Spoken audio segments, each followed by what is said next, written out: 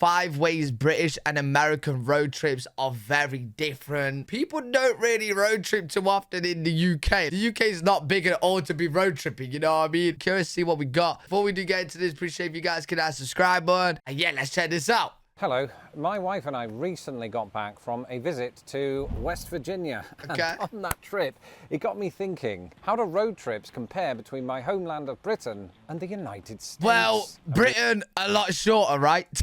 America being the land of car culture and Britain that of public transit, Americans might be thinking, is a British road trip even a thing? And yes, it is. But in my experience of doing road trips in both countries, it's a very different thing. I'm going to talk about that in a minute. But one other journey that I've been on recently is the long march to 1 million subscribers. Damn. If you've done that, thank you. If you haven't, His little bit of description. Now.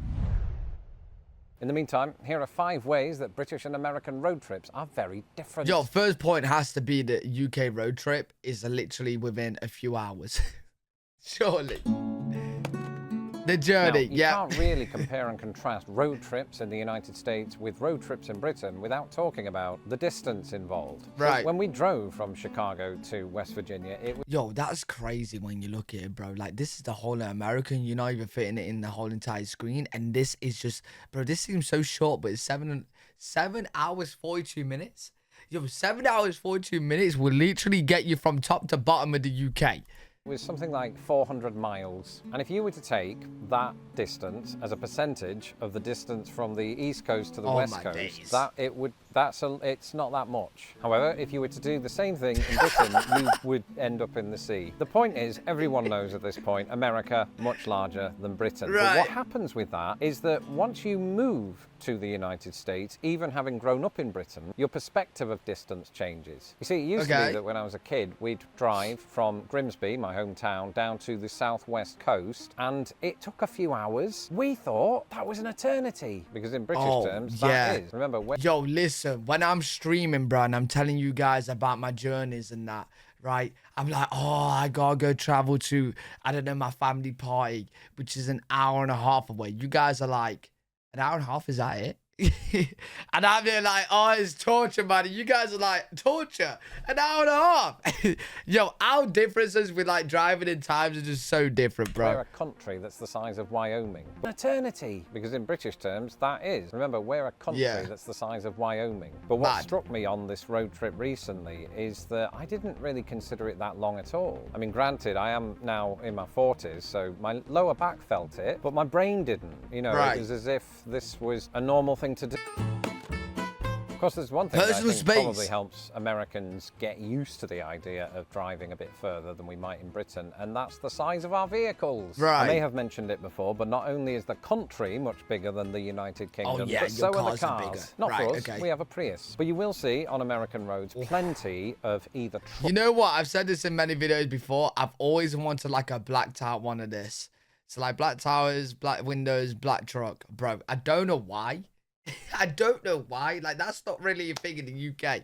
But I want one. Box, which is great for transporting stuff. Or those minivans. Now, that's not to say that we don't have either of those two things in Britain. They're just not as widely embraced as they are here. Not really. I've experienced this. I've travelled again to West Virginia years ago in a minivan because we had multiple people come in with us. And honestly, it was hell now that I think about it, because there were too many people. We'd overestimated the space. But I could see a situation in where the minivan would be great. I'd have the whole 3 back seats to myself. That'd be nice. Everybody else has to squeeze together in front of me, because that's just who I like my personal space. America gives me that, just not in a... Do you know what might be a point on this, which I'm going to say now, though, as we're talking about like the vehicle spaces, right? You guys literally could go on a road trip in an RV, bro. Do you know how cool that is for me in the UK? Like, I've seen it on movies, I've seen it on shows.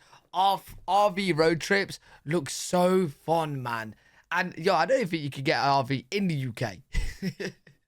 I don't think they're available at all. In a Prius. In Britain, we're all about smaller vehicles. I think when I was a kid, we had a Fiat Uno, tiny hatchback. And I remember we drove fairly long distances in that. That's average size. I was a child. I did silly things like, lift my legs up onto the seat, or put them across my brother, or in my mum's face. And I was smaller, so it was easier. I mean, this is doing a disservice to our larger vehicles, but the point is, pound for pound, you don't have quite as much space in British cars. Right, so that's true. It's a good job. But that's because, like, in the UK, like, you guys were so surprised when I told you this before, but the roads are so small. Like, there's so many roads around me, right?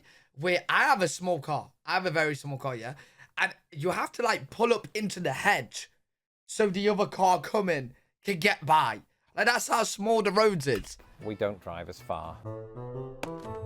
Playing the game. Thing that helps put into perspective the long distances that we may or may not be travelling is how we pass the time. I've noticed that it is a common feature of road tripping in either country to play a game. Okay. It's just that in the the game UK, in it's I Spy. question may well differ. Take, for example, Road Trip Bingo. Played in both countries, this is where passengers whip out a bingo card and check off the things they see. Whoever completes their card first wins. Hey, I ain't ever done it. That sounds fun. However, it's become clear that the items on a US bingo card don't always match those on a British one. And that's because the scenery and the things on Wait, let's see this. So this is obviously...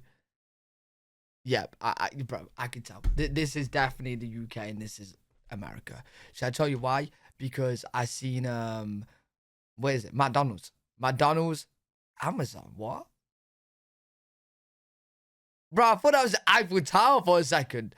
But yo, this is just UK, bro. Church and horses and sheep. That's all you see on our road trips, bro. US bingo card don't always match those on a British one. And that's because the scenery and the things that occupy it differ somewhat on either side of the pond. For example, the UK's sheep population is around 7 times greater than that of the US, meaning it's literally impossible to have a road trip in the UK without seeing them a lot. Then again, unless you're driving through the 4 states that have banned it, the same thing might be true in the US when it comes to billboards. I became aware of a game growing up called Spotto, and this is... Yeah, we don't really have billboards in the UK. Like, there definitely is a couple, but we don't have too many. Where you basically look out for a yellow car and then the person who sees it says Spotto. But after I moved to the US and I was driving around with my wife, she brought to my attention something I'd never heard of called pediddle. What's that? Believe it or not, that's not something that you do at a rest stop. This is... Yeah, that sounds like you're peeing. Another game. You and others are on the lookout for a car whose headlight is out. And when you see that, you're supposed to say, pediddle, and hit the roof, apparently. Wait, is that illegal? To determine who it was who said it first. And another pastime... Wait, can you guys drive around with your headlights out? Wait, what? Specific to the US is the license plate game. This is where passengers observe traffic for the license plates of different states. The ultimate goal being to tally up plates from all 50 states. No equivalent for this exists in the UK, where rear license plates, regardless of region, are plain old yellow. Yeah, that's interesting. Wait, how do you know what, like, oh, it would just say above here like this, California?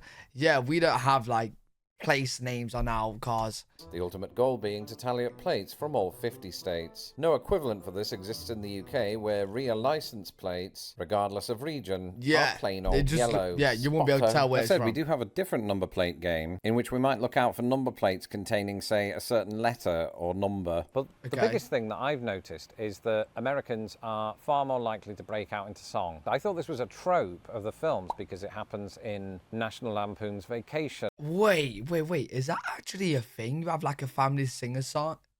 Wait, really? Like, I've seen it on movies and shows, but I thought that's just like a movie show thing for entertainment. I don't think I've ever sang with my family, like all of us in the car. Like, yeah, you might put a song on and one person might be singing, but not the whole family like sing along, you know what I mean? Actually, no. When I was a kid, we would sing occasionally, we're all going on a summer holiday. But that's it. That's literally it. Wait, do you guys even know that song in America? Yo, if anyone's from the UK listening, you might have heard that song before. And many others. Until but that's the only song. With my wife's family. Banger. In Britain, I'm not saying we don't ever do that, but I think most of us are probably a bit self-conscious about the way we sing, and so that doesn't happen as often. Yeah, listen, we're less confident. We got to embrace it, man. If you're a good singer, bad singer, just let it out, bro. Listen, I know I'm an amazing singer, okay? Don't comment on that. Just let me be, bro. We'd have to be drunk, and if we're drunk, we shouldn't be using a motor vehicle. What I'm saying is we reserve the singing for weddings.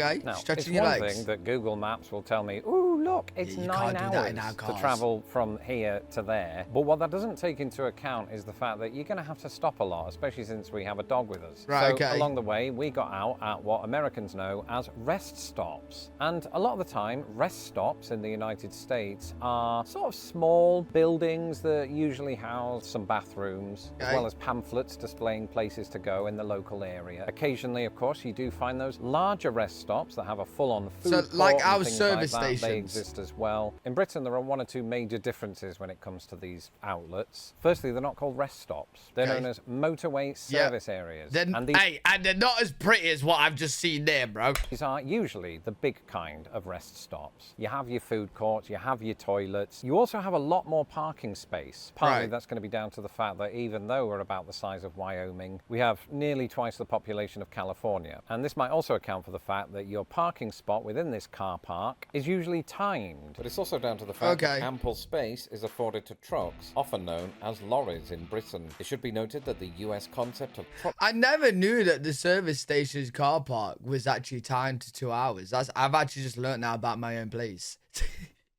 But I've never really been there for more than 2 hours, you know what I mean? I think the longest I've been at a service station is probably 20 minutes. Stops, in other words, stops used exclusively by trucks, are not nearly as common in the UK. The other thing to note here is that at British rest stops, there's usually a hotel attached to it in case you need to stay there overnight. You don't typically find this at American rest stops because... Wait, is there? I'm trying to think now. I think there's a couple of service stations that I've recognized at hotel, but maybe I've just missed them. But I don't think a lot of them have it. I don't know. Most towns or cities do. have a complex of hotels somewhere in its vicinity. Interesting. Britain Motels. also has hotels, the likes of Travelodge and Premier Inn. And I'm not going to spend this time boring you with the differences between British and American hotels because I did that in a previous video. But what I am going to say is that there's a cheaper alternative in the United States that a lot of road trippers capitalize on, and that alternative is motels. Wait, what is really the difference between a motel and a hotel? Like, I know motels, you access it from the outside. Like, you don't go into a lobby or anything, right? Like, what is that the only difference?